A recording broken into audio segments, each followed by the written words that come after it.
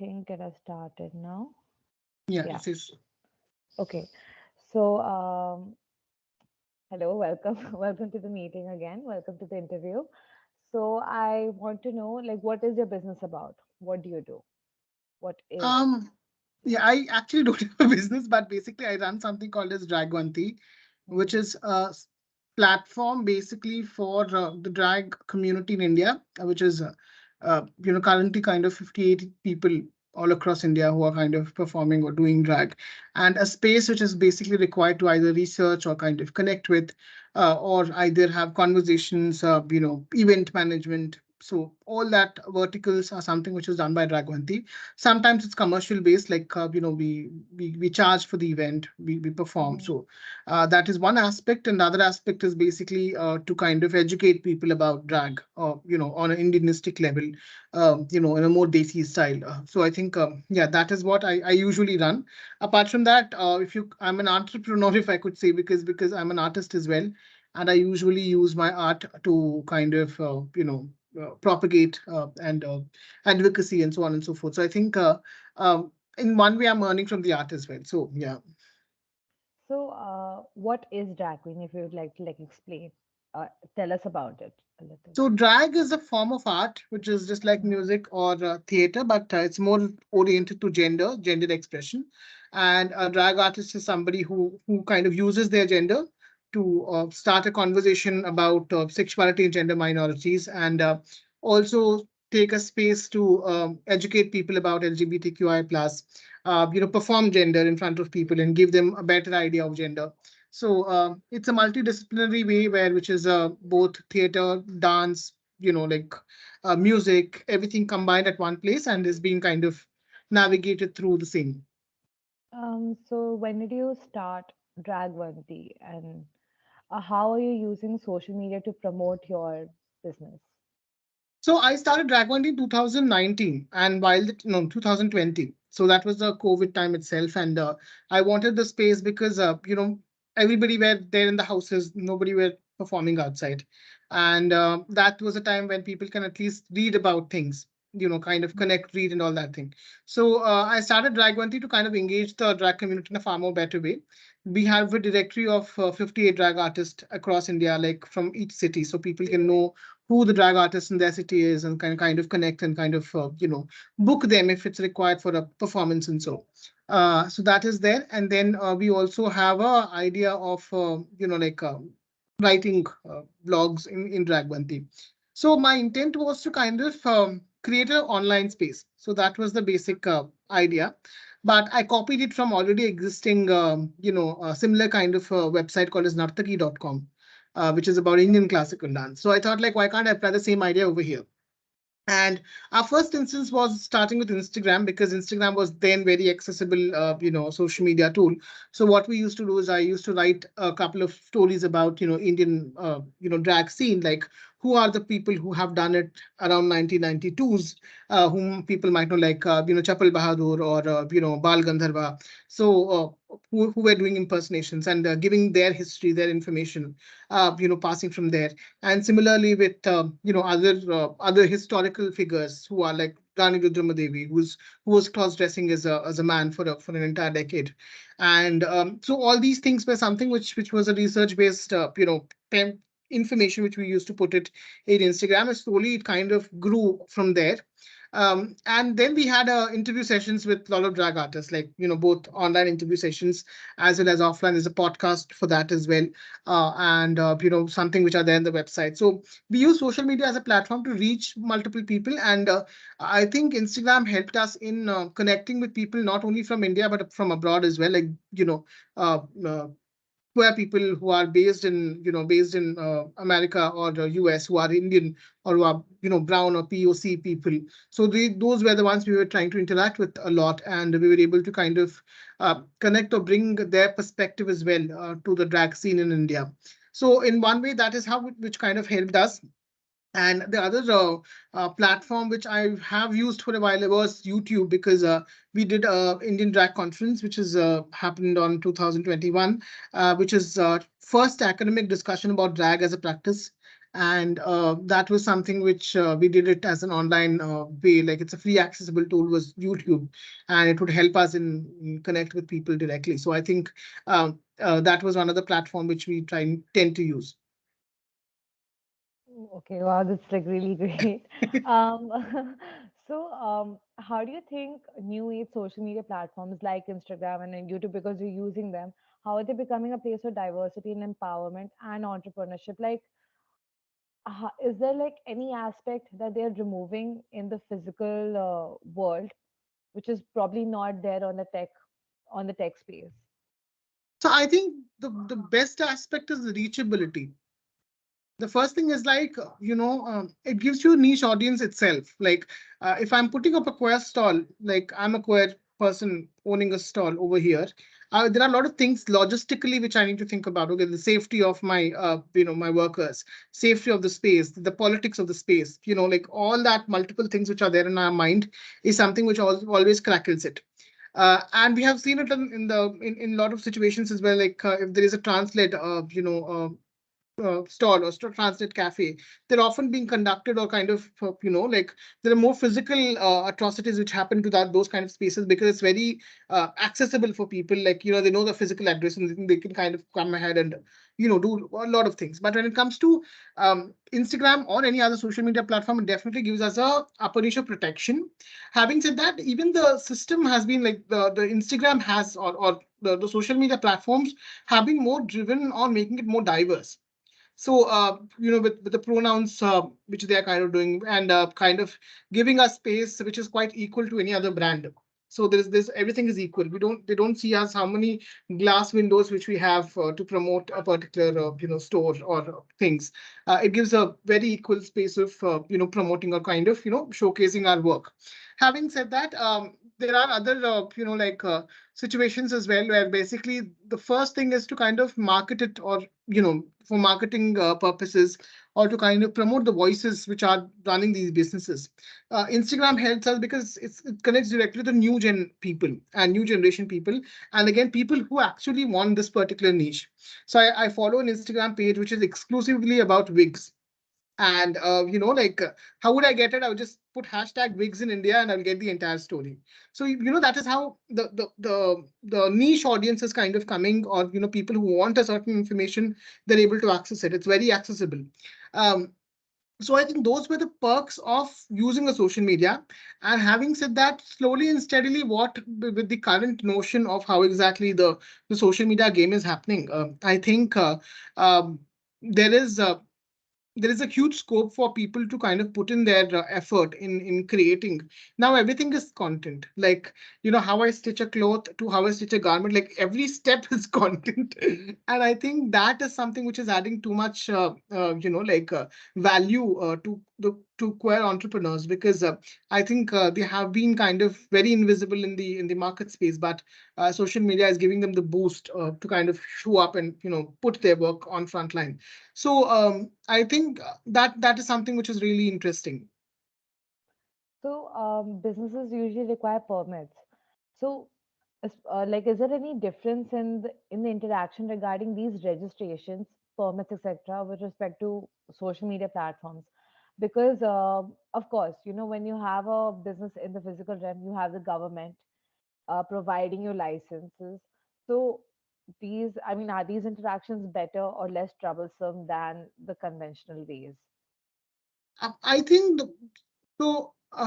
Some of the businesses which are run in social media, they don't have to go through all the policies. They can just be like start a business, just do something and then kind of sell it across friends. Very kind of micro level business, and that's the space which a lot of the queer people actually require. They might not be able to invest in registering a company or have a workforce and everything. There are small pockets of people who are doing certain things, and kind of promoting it with social media kind of going. So if I'm seeing it logically, or if I'm seeing it more of a administrative purpose, I'm not sure half of them are even kind of registered. Having said that, it also kind of helps us in marketing some of the very specific goods which are not there in the other spaces. Like for example, I follow a couple of Instagram like uh, uh, uh, Instagram accounts which actually sell sex toys.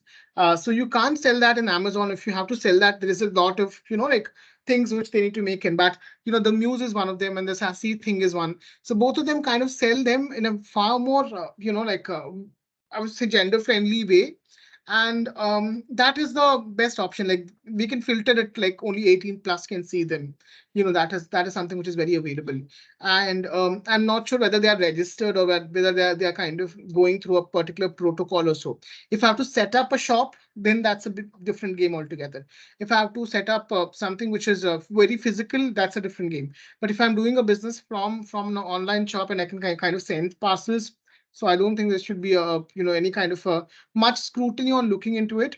Having said that, yeah, the payment methodologies and everything, that is something which is sometimes it becomes very tricky, like for example Razor Pay or any other kind of payment gateways. Having said that, even those became very reluctant and very easy to kind of for any kind of small businesses. And I just took 2 to 3 days of time to kind of get a Razor Pay account done for my events, and kind of use it whenever I want. So I think that is the flexibility which we kind of get if we are doing it specifically from social media or their own website, than having a physical space, accelerating the brand and everything, which I think I haven't seen any queer individual kind of acing that so far. Um, Social media has certain controls for creating safe spaces. So, are these controls in any way sufficient? Can these social media platforms be equated to being a safe space for entrepreneurs with queer identities? So I think, yeah, definitely the privacy as well as I would say the controls, or they are helping us out. Like, but it's very slow. Like even today, it took around 7 to 8 years after a lot of protest to kind of decentralize the idea of trans bodies. Because usually whenever a trans body was modeling or putting any kind of a content, Instagram used to kind of cross it, telling that it's nudity. So it took around a lot of time to kind of approve that idea of like agreeing to trans bodies, or kind of giving them the space which they need. Having said that, there's still a lot of trolling. There's still a lot of hatred which is being there, and um, eventually the system might look on our side, but it's not, because by the end of it, even Instagram counts how many comments are put on a post, whether it's a happy or a sad ones. And when that count is done, it doesn't want to restrict a certain audience to not comment. Or I think more analytically, they don't want to kind of stop people from trolling, because if they stop, the interactions might go off. So in one way, it's still like a half baked or half presented way of I would say making it safe space. But I don't understand. I don't kind of agree. It's like fully safe out there. Having said that, slowly and steadily people are pushing it. So it's far more better than a physical space is what I always consider, and it gives us a space to kind of navigate through and kind of connect with the audience. So there are definitely pros and cons, but if I have to match both of them, I think the pros are a little bit higher than that of cons. So I'm happy with that. So, what, in your opinion, can be done to make it a more safer community online and then obviously in the physical realm too? So I think we the system has to identify what exactly are the multiple ideas of sexuality and gender. So the person who is running this, or the head of it, they might not be somebody who's queer. And I don't know how many people are employed in Instagram who are queer, who are kind of trying to make this very safe space. Having said that, what I feel is like, it can be very much, if you see any kind of a hate, like, transphobia is very evitable. You can just see by the way how a word is being used multiple times. With AI kind of coming into place, you can understand what's the emotion of a person is when they are kind of commenting, or when they're kind of degrading a person. So those things can be hidden, or those things can be kind of wiped out. I see that the feature is there definitely to hide a certain kind of words which you don't want to kind of see or listen. So that is some way it's helping out. Having said that, Instagram is more developed, like more kind of I would say more friendlier, and I haven't seen any other app which is of the similar kind. I stopped using Facebook when I was when I started hitting my 30s because it's very old. But having said that, I kind of I see Instagram a little bit safer. There's a lot of things which are in our control, which we kind Mhm. of do in, and I think it's a safer space for businesses as well, like to kind of promote or create content and get audience to kind of buy the products. So do you think anonymity for people who choose to stay anonymous plays an important role in conducting business online? Like, does it help you to broaden your consumer base, or maybe get them to address like who aren't like haters or bigots? Like they can buy through that mechanism or access those products or access those services or events in your case through that through this mechanism. Well, I think anonymity is really important as well because not everybody in the queer circuits are very much kind of open. And what exactly happens is when you put anonymous, way of presenting, there are two pros and cons. Like if you're anonymous about your queer identity, but you want to kind of go and put your queer products out, that is well and good. Okay, there is this certain way, but again, it also comes with the point like whether it's really a queer owned organization. They're like I've seen a 30 to 40 Instagram portals. Each and every time you use hashtag pride, there'll be 6 to 7 people who's like, oh dear, please send your DM or please do this, please do that. And these are the ones which take paid commissions from queer people to post something on their profile. Or somebody would kind of like sell ghost jewelries. That's a thing. I get a lot of messages telling like ghost jewelries, which are having rainbows, and they would ask us to kind of pay 25K and get those jewelries and wear it and show it on Instagram, which doesn't make any sense. But yeah, the scams are huge, and I think. Even for the consumers as well, like if somebody is asking me to kind of somebody's trying to buy something out, I need to know what exactly are they buying. So first they have to pay and then ask for the thing. So there are a lot of fakeness, authenticity in all these situations are very common, problems in Instagram. And I think definitely things have to change. And sometimes anonymity is a little bit dangerous as well. But there should be a mechanism to understand where we can kind of draw the line. Like who should be anonymous, who should be genuinely anonymous. I know a lot of friends of mine who are entrepreneurs who are queer, but they don't use their queer identity. They use some other identity kind of promote their things. So those are the things which can be done as well. You don't have to be queer to kind of create something which is queer. So I think that's the best idea. This is actually a really interesting point that you brought up because I'm studying data privacy through my elective, Mhm. and we were discussing the similar idea on about anonymity and about like right to freedom and expression and things like these. But obviously, we need a balancing act. Like not everyone can be anonymous, and then obviously Mhm. now, like I think recently it came the news that Instagram is now selling those blue ticks. Blue Like ticks. yeah, I got one without money. you got to know. Yeah, well, that's your greatness, in fact. But yeah, Uh, that's so funny. It's like I feel like okay, you should have done it a little bit before because I've been trying it for around 2 to 3 years and I got it finally and now it's selling it. yeah, So I need exactly. to buy it as well if I have to continue it, which is very, Oh, very so now crazy you have thing. to buy it. You'll have to I buy think it. so. So Okay. anybody who has I'm blue not. tick has to Okay, anybody has okay. blue tick, they have to continue paying the Instagram so that they have the blue tick. I'm thinking in that way, I'm not sure. Okay. I'm not aware about that. Okay, so I forgot to ask you this, but like, how did you get into drag art, and how did you decide that? I mean, I understood that you wanted to create an expression and platform on social media, but were you always did you always know about social media as a platform, or like you thought like someone suggested it and then you decided that okay, this is how I can promote my art, my expression, like. No, I think it was I don't know. It's a part of anybody. Like I think as an artist right now, if you're not using social media, your presence is invalid. And that is what I feel. Like there are a lot of artists who are senior generations who are not using social media, but they are doing wonderful art. But as somebody who's basically a drag performer, queer people, like there is some connect between social media and queer people. We fake ourselves in queer social medias. So I don't know. But having said that, it's really important, and I think it naturally kind of came.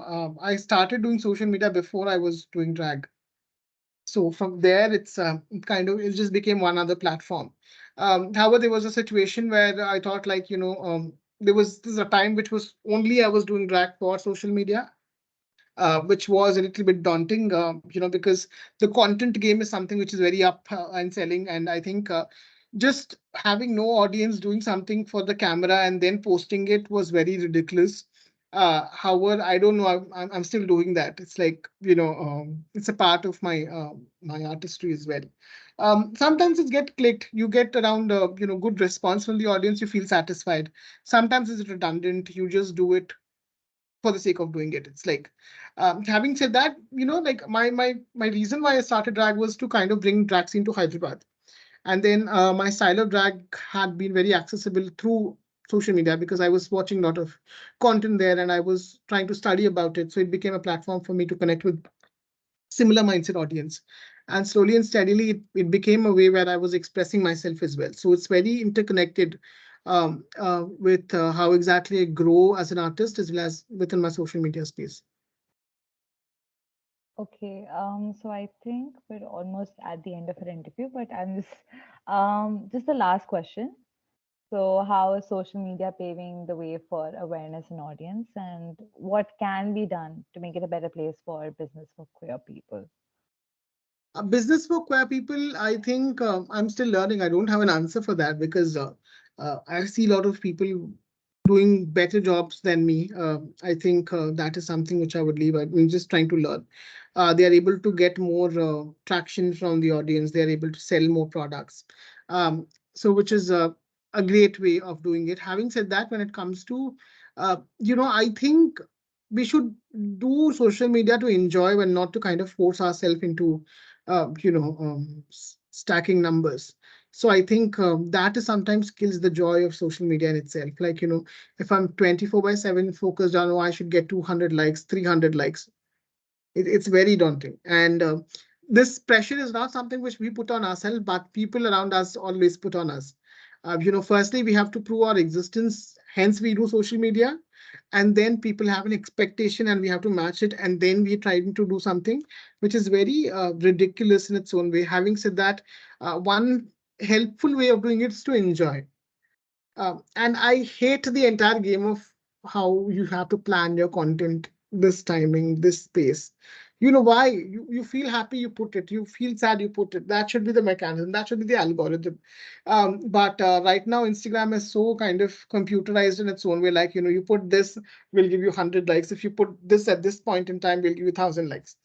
So, what if I just want to express something at this point in time, and the medium is not giving me that voice or the traction to kind of voice myself out? So, yeah, I think that was what frustrates me about social media. But having said that, it's just a game. Sometimes you need to take a break. So there's this take a break feature as well, which is on Instagram, which was really helpful. And there is way how much we can manage social media and all. Having said that, I don't know, like there is very fine balance. A tool can be something which can overpower a human as well. So I think we need to kind of identify that and kind of stop it over there. And I'm still trying to figure out how how should I do it. I don't have an answer because I'm also trapped in this mess of social media. Having said that, it's just the way we are going, or we're kind of, like, So, um, like, so it does get overburdening after a definitely. point of and time. and I think the overburden is so much. I don't know, like, I feel overburdened a lot to kind of create content, put it across. And sometimes it works like well, sometimes it doesn't work, and you don't know why exactly it doesn't work. There's again entire strategy building and all that thing, which we don't want. Basically, it's not a study, it's not engineering. It's just expressing Mhm. yourself. So we Does don't it need that mindset. does it like I'm sorry for interrupting. Does it like affect your self-esteem or your body image sometimes? Like, No, it's does not it play a that. But role in that? basically, I will tell you this. Social media very looks very much like a accessible tool for everybody, but it's not. It doesn't cater to the audience who are from the autistic spectrum, or people who are, having, disability, or people who are having mental issues. And for me, I'm an autistic person. I have a dyscalculus, which is basically I can't. I don't have any idea about numbers. I hate numbers in far more better way. And now I see this entire platform kind of overburdening me, telling that, okay, you should post it at 9 o'clock, you should post at 10 o'clock, 11 o'clock. I don't have a timeline. And you are Mhm. forcing me to post at a certain point in time to get a certain kind of a reach, which is very daunting. So that is one thing which is very not accessible. Second is also this game of numbers. So which is I think that has to stop. Now, definitely there is hide comment and hide, like hide likes, hide comment, that helps, because people can still not see those and just see the content in itself, not compare those numbers. So features are definitely becoming more easier in Instagram, with lot of new things kind of come up. But it's still a space which is basically driven by numbers. So that is something which sometimes hurts. So if some brand has to approach me, they will see how many followers I have, and that's the filter. And from there, they would expect me to do a certain thing in a certain way so that they get the traction. So this mechanics of doing it is very it's not that enjoyable. Is for me personally. There are a lot of other people who do it on a full-time basis. It's like I like to perform for an audience than for a camera, and then I don't know what exactly is the audience perceiving on the other side. So I'm still trying to navigate. I don't know, like I don't have a very right answer to ace it, but I'm just navigating and seeing, trying, and trying to figure out. Hope there is no other new social media app which kind of comes in. I just pray for that. Yes. So do you plan to perform in Delhi anytime soon? Actually, Delhi didn't call me. Oh It no, has to call. I that's really sad because I've been following your page for a really long time, and I was I wondering. did Actually, perform my in friend Delhi. introduced it to me. I So did perform in yeah, Delhi. please do. I think it would be really great. It would be a great experience. We'd get to see something. Like I've never seen a drag performance, only through the internet I've seen. So it would actually be a really great experience. Definitely, Um, and I think Delhi has a very good drag community compared to Hyderabad, because I have a couple of friends over there who are acing the entire drag scene. It's very top notch. So I think that was something which usually is you know wonderful to look at. So if you are there, and any Wednesday or Thursday, there's Kitty's, which hosts a lot of parties. You can walk into that, and then you can follow people like Better Nonstop and Lush Monsoon. So they are the I would say they are the queens actually for Delhi. And you should just definitely look into their work. Even Hiten Unwalia, Hiten is also from Delhi.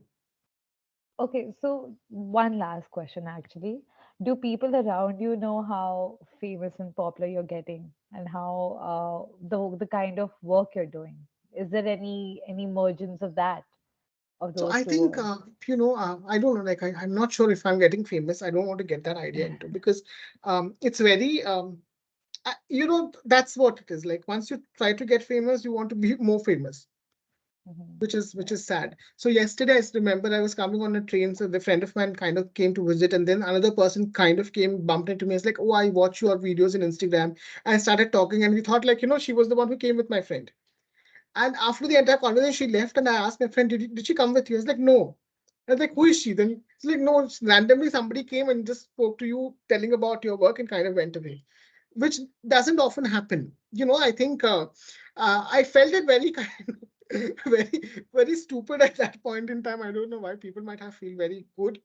And I felt like this is not something which I don't know. It might be good, like somebody is recognizing you. Having said that, it should not come into your head.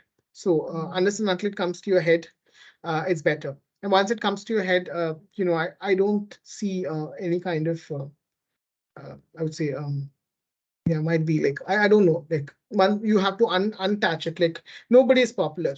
It's just that we make people popular. So I think if people are not popular, they get more canvas to work. If people are popular again, like Instagram, they will say me, okay, do this thing in this way, and then only I will kind of clap for you, which is not going to happen. I actually like. I mean, I would take it as a way that your art and your expression is being recognized. So Yeah, that's really great. So now we've come to the end of the interview. I hope you had like a great interaction, a great experience interacting with yeah, me. yeah, yeah. And I'll just stop the recording